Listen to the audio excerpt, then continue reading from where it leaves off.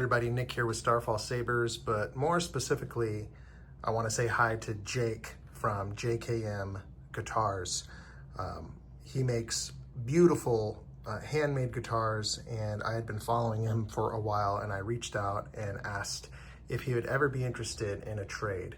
And so this video is going to be the instructions for Jake, but I also wanted to just show this off to all my followers too, because this Saber turned out really cool.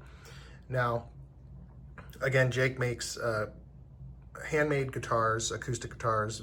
Some of you may know that's, I'm a singer-songwriter, and I've always dreamt of owning a handmade guitar. So this is kind of a dream come true to be able to send my art to Jake and then have him send me his art. So one thing Jake gave me was just very limited specifics as far as the design goes. He said that he feels that with artists, the less specific, the better it turns out. I'm a big fan of that as well. But he did say copper and brass tones and also some sort of maybe wood grain. And so what I ended up doing is hand acid etching this grip to look like some wood grain. I actually went on his website and looked at one of his rosewood back and side guitars and kind of matched the pattern. In the Star Wars universe, I kind of came up with a backstory that this is like petrified wood that a Jedi ended up using for the grip of his lightsaber. So again, this is installed, and I had Bryan, Lynn, my installer, one of my installers who does really cool laser engraving, do some intricate engraving work on the copper chassis. So this does have a crystal chamber. And so to get access to that, you're just gonna unscrew the grip like so.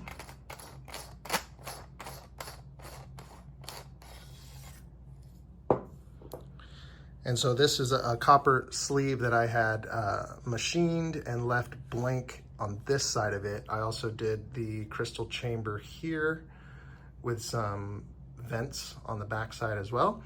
And then I had Bryan just kind of, I told him just to do something really cool and technical looking with the laser engraving. And it also has Jake's initials for JKM Guitars in Arabic on both sides. And so to get access to the electronics, there's a magnetic cover here. So you can get your fingernails in here. You'll notice that's how you line it up. The plus and minus are with the battery here. It has a smaller battery just so that we can fit all the electronics and all the lights. I am giving you an extra battery here, as well as these two chargers. I did indicate on this battery on the back side and on this battery plus and minus. So just make sure when you remove this battery to swap them out, that you make sure that the plus and minus are correct. You don't want to reverse the polarity. It could damage the board. Underneath this battery, also etched in the 3D printed part of this chassis, is a plus and minus. So just remember the plus will go towards the speaker, the minus will go towards the board here. To get this out, sometimes I use just like some tweezers just to carefully pry it up a little bit because it is a tight fit. Now, when you get the Saber, you have an off-on switch right here. So you just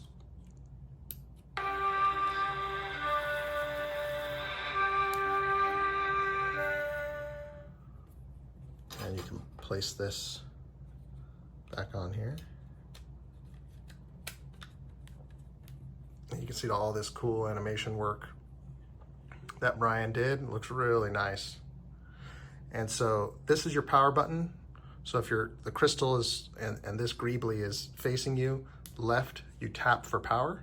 I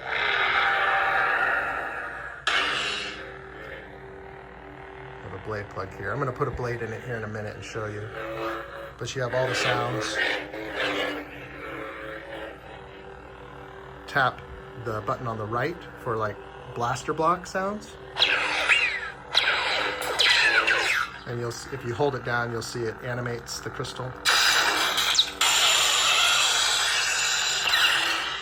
Also, when you tap it, it animates.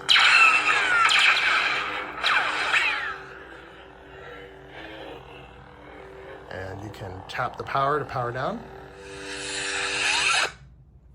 Now it has some features where you can change through the different sounds, and each sound has a different color for the blade. But I don't recommend you swinging it around in this state, just because you have exposed electronics and the crystal chamber. So let's go ahead and carefully put the grip on. There is a speaker here. You don't want to jab it with the end, so I like to go like that, and then you're fine. Now, it does have a blade retention screw here, so we're going to undo this and take your blade plug out. This is just a decorative blade plug so that when the Saber is being displayed, it doesn't just have an empty hole for the blade socket. It have something cool to look at. And light will also shine through it here too.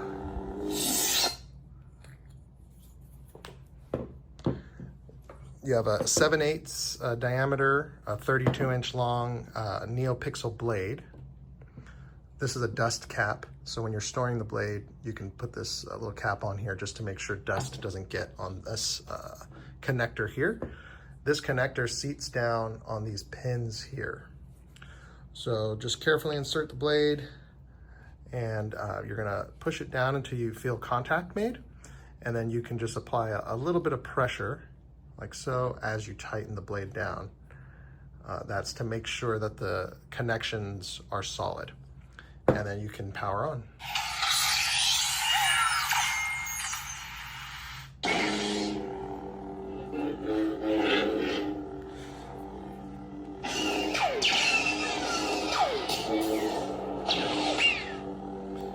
Now, this also comes with gesture controls, so you can twist off. And I believe it's swing on. Let me see. Sometimes it's hard to get it to activate on camera with the blade. Let's see. Maybe it's twist on. Yeah, okay. I forgot what I had asked Bryan to do. So it's twist on and twist off, which is kind of a cool feature. So when the Saber's in standby mode, which means it's on, but the blade isn't powered on, this button on the right-hand side, you tap it and you'll cycle through the sound fonts. Legacy. So this one's Legacy. So this should have a blue blade. It's looking like white on camera, but it's kind of like an ice blue.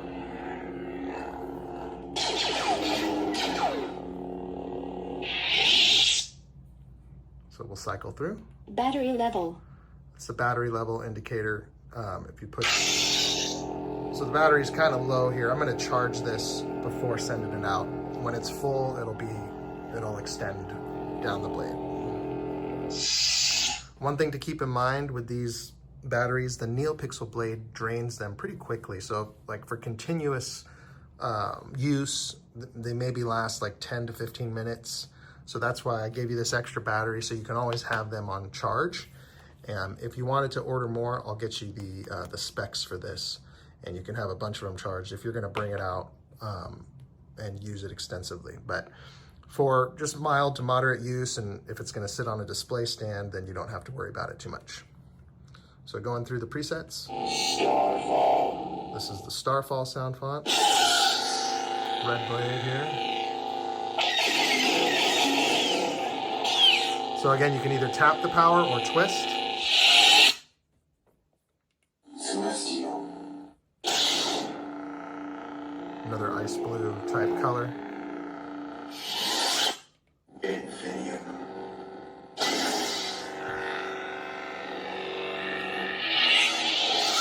Hero's Journey.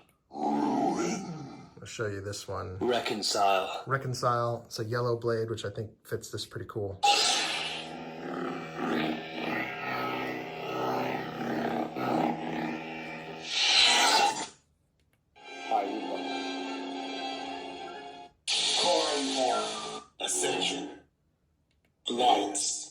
and back to Alliance.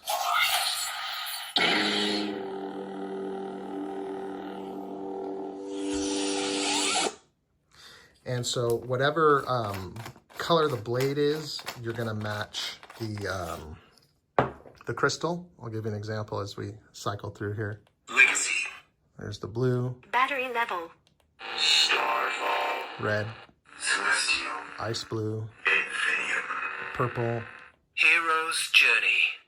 Ruin. Reconcile. Here's that yellow one that I like for this.